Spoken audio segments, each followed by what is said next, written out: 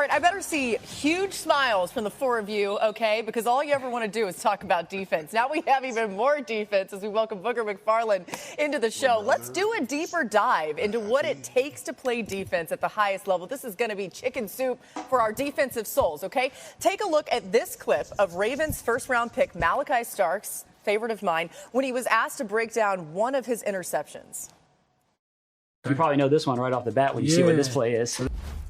So impressive. You see why he was a pick by the Ravens, especially in the first round. Lou, take us inside what exactly he's talking about there. Well, he said first and foremost, Laura, that they were playing cover 3. So that's 3 deep, 4 under coverage that everyone plays. It's a day one install type of coverage. And he's saying, look, we have 3 by 1, and you count from the outside in, 1, 2, and 3. He said that there are only so many routes that they run with a tight end at 3 and speed at 2, meaning a wide receiver, a fast guy. There you see Malaki. He is the hook curl defender. He said he was supposed to get an undercall, so he would jump this little smash route underneath, and the corner would wind up taking his guy, who you see is about to cross the 50. Corner doesn't give it to him. They're in cover 3. He said, look, I made him feel like though he beat me. I don't know if that's the case, but nevertheless, he does a nice job of kind of trying to pin him to the boundary.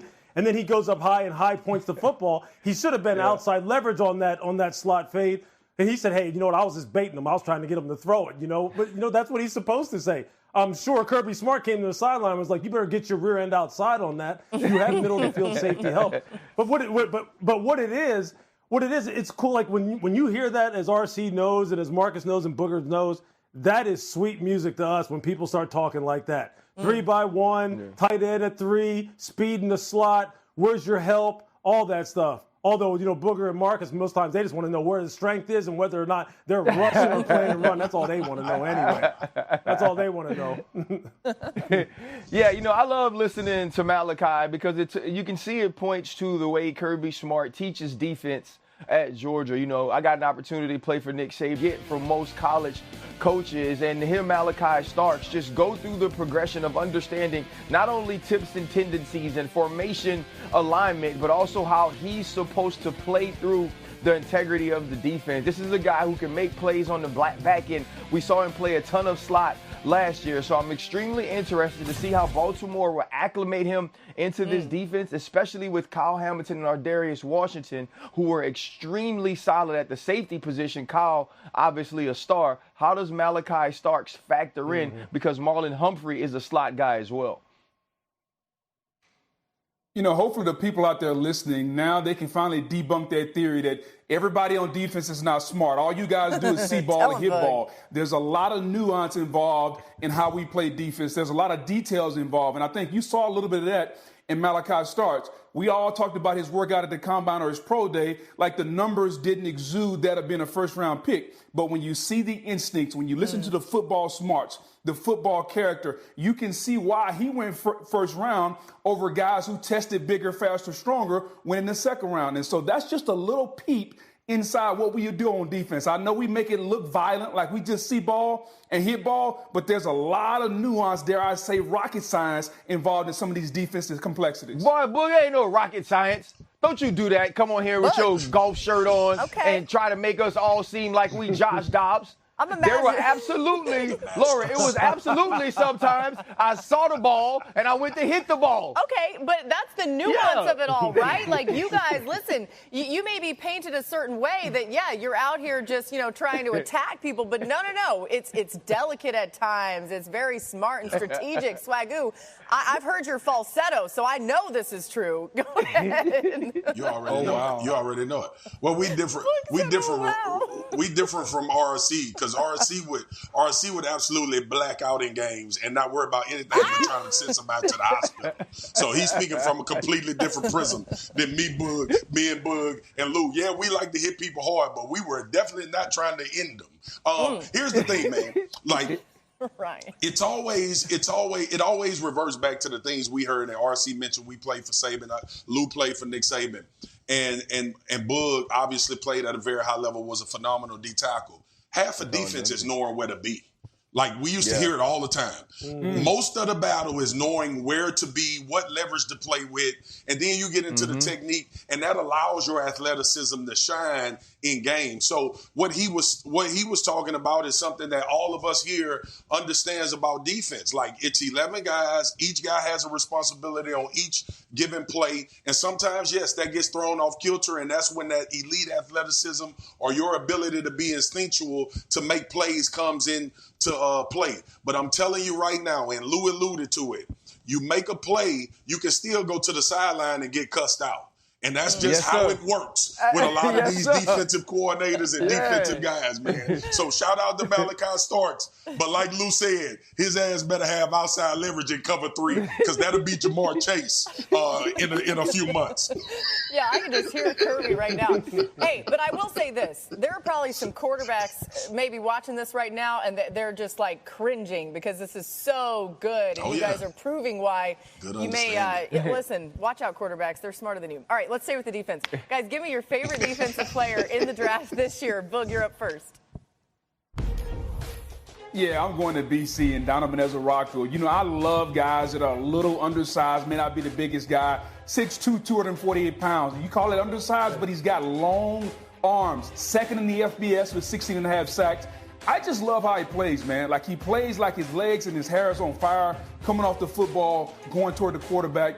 He will be an impact player for the Cowboys, especially if you get him on one side. If they ever get Michael Parsons signed, I can see that becoming a nice tandem.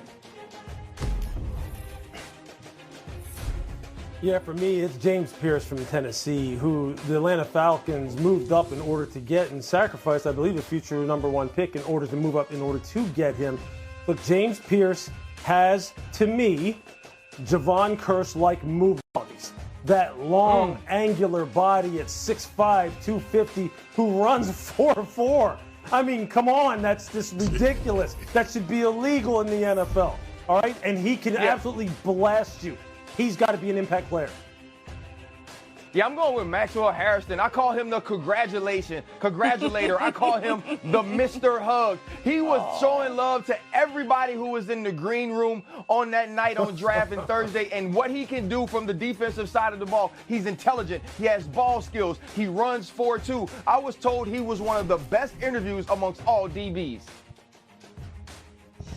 Listen, man, I don't know what everybody else was paying attention to, but I was solely locked in on Jordan Clark, the son of Ryan Clark, and trying to figure out where he's going to get drafted or where will he end up in free agency. Slot corner, a nickel corner who can play physical, has to be able to come up and tackle, but defend the middle of the field, which is valuable property in today's NFL. Jordan has got a great shot at making this New York Jets football team. Aaron Glenn, who I played with as a cornerback, undersized, played bigger than his stature, but also understood the game cerebrally. And I think that's what my nephew will do based on who his dad is and now under the tutelage of Aaron Glenn with the New York Jets. I was being real on this analysis too, RC. Yeah, you were. Because you know I can get personal. Man, I appreciate y'all, man. Listen, the love that all you guys have shown me throughout this process, man, it's been amazing, dog. Like, it truly is family. And, you know, I got to go see Marcus. I got to go see June play Sunday morning right after Jordan get an opportunity to sign with the Jets, man. So it's all love. It's all family. And, you know, now I could just come to the Seaport all the time if he makes the team because I could be right there. We could be roommates. We got to do it. Hey, Ryan, now that we know where Jordan will be, we have to go back to this photo, which is one that you put out there a little while ago. Just tell us what's going on here with these cuties. Hey, guys, this is what happens when you go to Disney World way too often. Right here, this is Logan, my youngest. This is Jordan, and they are laid out. Actually, Yank was probably happy at this time because, you know, I be working, so she needed a break anyway. She said, let them take their nap while they can. But it's just so sweet. What an amazing thing to see his journey from that little guy napping right there to now having an opportunity with the New York Jets. We're so happy for you, Ryan, and for the whole family. Still ahead here on the show, JJ McCarthy has expressed some major confidence as he heads into his first full season. Find out why Lewis thinks McCarthy is in the best position for any young quarterback. NFL. Xin chào tất cả mọi người.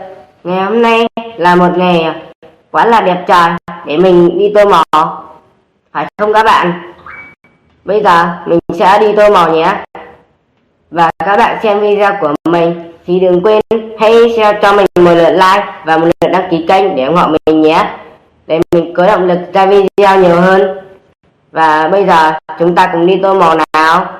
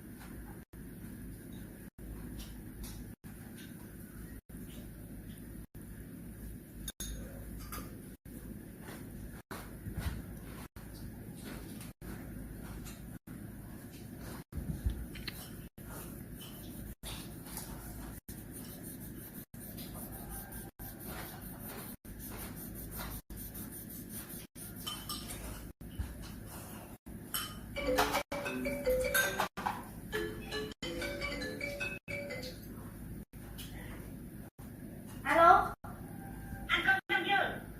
Sao con mới ăn? Không bảo nó à? Sao con lấy đang? Nó lại rồi. Nhận nữa.